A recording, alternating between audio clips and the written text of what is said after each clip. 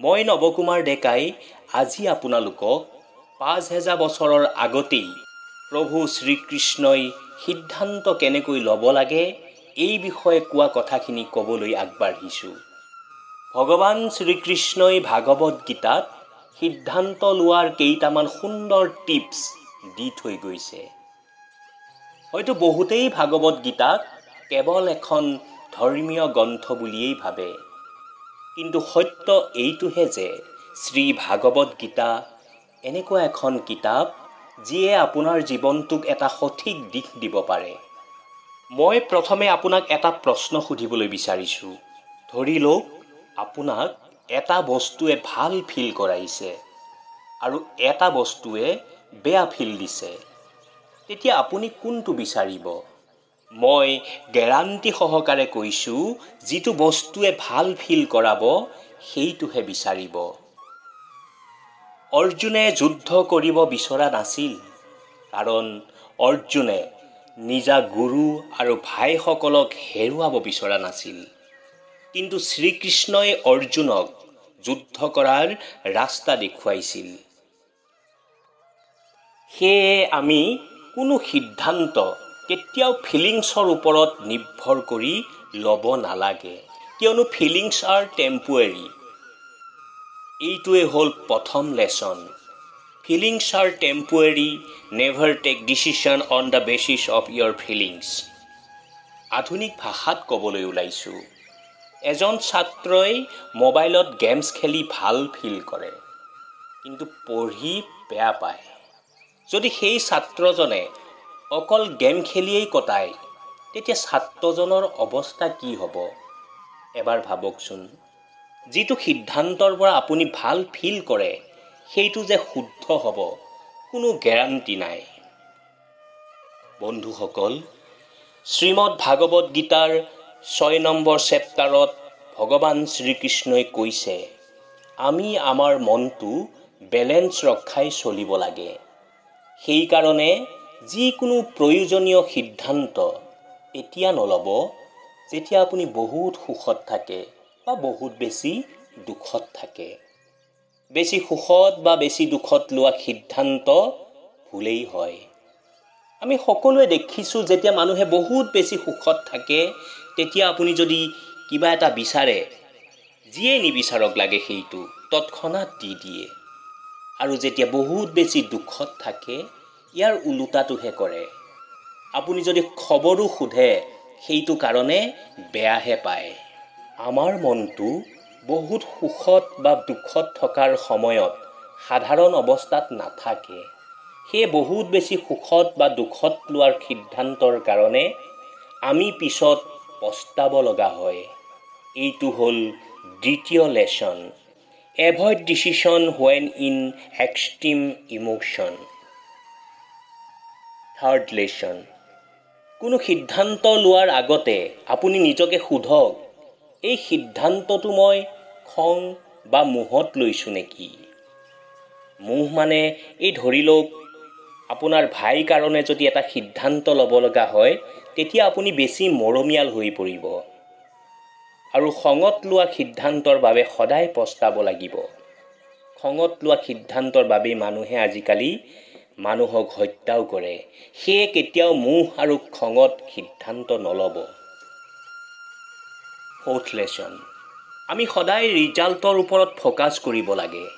গীতাত এটা কথা বাৰে বাৰে কোৱা হৈছে, সেইটো হ'ল নিষ্কাম কৰ্মা, অৰ্থাৎ কাম কৰক কিন্তু ফলাফল চিন্তা নকৰিব। এইটোৱে হ'ল প্ৰকৃত কৰ্মযোগী হোৱাৰ লক্ষণ। আপুনি হয়তো বহুত ভাল কাম এৰি দিছে ভাল ফলাফল নোপোৱাৰ কাৰণে। এই ধৰক কেইদিনমান মৰ্ণিং ৱাক কৰিবলৈ গ'ল আৰু ওজন নকমাৰ কাৰণে এৰি দিলে।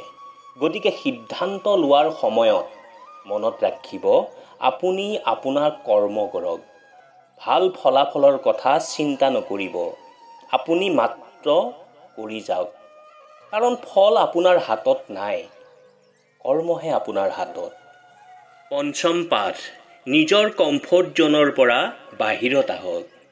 আপুনি লোৱা সিদ্ধান্তৰ বাবে যদি কিবা পৰিৱৰ্তন আহে তেতিয়া ভয় নকৰিব। ধৰি লওক আপুনি এটা বস্তুৰ ওপৰত কমফৰ্টেবল হৈ গৈছে, তেতিয়া আপুনি তাৰ পৰা ওলাই আহি ভবাটো দৰকাৰী। যুদ্ধ কৰাটো অৰ্জুনৰ বাবে নতুন কথা আছিল। সেইটোৰ কাৰণে তেওঁ সাজু নাছিল, কিন্তু পৰিৱৰ্তনটো আহিবই লাগিব আৰু এইটো দৰকাৰীও আছিল। অৰ্জুনৰ মনৰ এইটো ভয় আছিল যে যুদ্ধৰ ফলত নিজৰ আপোনবোৰক হেৰুৱাব লাগিব, কিন্তু এইটো ভুল আছিল। এইটোৱে আছিল অৰ্জুনৰ কমফৰ্ট জ'ন। ইয়াৰ পৰা বাহিৰলৈ আহিবলৈ শ্ৰীকৃষ্ণই অৰ্জুনক সহায় কৰিছিল। ভাগৱত গীতাৰ 17 নং চেপ্টাৰৰ 18 নম্বৰ শ্লোকত এটা সুন্দৰ লাইন আছিল। ইয়াত কৈছে যে আমি বিনা বিশ্বাসত যিবোৰ কৰোঁ সেইবোৰ মূল্যহীন। এইটোৱে হ'ল ফ'ৰ্থ লেছন। সেয়ে যিকোনো সিদ্ধান্ত লোৱাৰ আগতে এবাৰ ভাবক যে এইটো মোৰ শুদ্ধনে, এইটোৰ ওপৰত মই সম্পূৰ্ণ বিশ্বাস কৰিব পাৰিমনে। বুজা আৰু বিশ্বাস এনে দুটা খুঁটি যাৰ অবিহনে সিদ্ধান্ত লেঙেৰা। ভাগৱত গীতাৰ চেপ্টাৰ 3 শ্লোক নম্বৰ 21। যিবোৰ কাম মহান ব্যক্তিসকলে কৰে সেইবোৰ আমি অনুকৰণ কৰোঁ। এবাৰ ভালকৈ ভাবক, আমি শ্ৰীকৃষ্ণক ভগৱান হিচাপে কিয় মানো? কিন্তু তেখেতৰ কৰ্ম এজন সাধাৰণ মানুহতকৈ বহুত বেলেগ। শ্ৰীকৃষ্ণই নিজৰ লক্ষ্যক সাধাৰণ মানুহতকৈ বহু ওপৰত ৰাখিছিল। সেয়ে গোটেই দুনিয়াই তেখেতক পূজা কৰে। সেয়ে সিদ্ধান্ত লোৱাৰ আগতে নিজকে সোধক, মই মোৰ লক্ষ্য বহুত কমকৈ লৈছোঁ নেকি, যিটো মই সহজেই পাব পাৰোঁ। নিজৰ লক্ষ্য আৰু ভাৱনা ডাঙৰ কৰিহে সিদ্ধান্ত ল'ব। এইটো হ'ল 6th লেছন। আহক এইবাৰ পিছৰটো লেছনলৈ যাওঁ। ভগৱান শ্ৰীকৃষ্ণই বুজাইছে যে যিবোৰ বস্তু সমাজ বা সকলো মানুহৰ বাবে ভাল নহয়, সেইবোৰ বস্তু আপোনাৰ কাৰণেও কেতিয়াও ভাল নহয়। ধৰক, আপুনি কৰা এটা কামৰ বাবে আপোনাৰ ভাল হয়, কিন্তু যদি আনৰ বেয়া হয়, সেই কাম কৰাৰ কেতিয়াও সিদ্ধান্ত নল'ব। এইটোৱে হৈছে 7th লেছন। সেইটো কাম কৰাৰ সিদ্ধান্ত লওক যিটো কামৰ বাবে সমাজৰ ভাল হ'ব। ভগৱান শ্ৰীকৃষ্ণই 5th চেপ্টাৰত স্পষ্টকৈ কৈছে, যিবোৰ ব্যক্তি পৰমাত্মাৰ ওপৰত বিশ্বাস আছে সেইসকলে সদায় সুখত থাকে। যিকোনো সিদ্ধান্ত লোৱাৰ আগত পৰমাত্মাৰ ওপৰত বিশ্বাস ৰাখক, ভগৱানক ধন্যবাদ দিয়ক। বন্ধুসকল, এবাৰ ভাবকচোন, অৰ্জুনো জ্ঞানী আছিল, কিন্তু কনফিউজনৰ সময়ত নিজৰ সমস্যাসমূহৰ বিষয়ে প্ৰভু শ্ৰীকৃষ্ণৰ লগত আলোচনা কৰিছিল।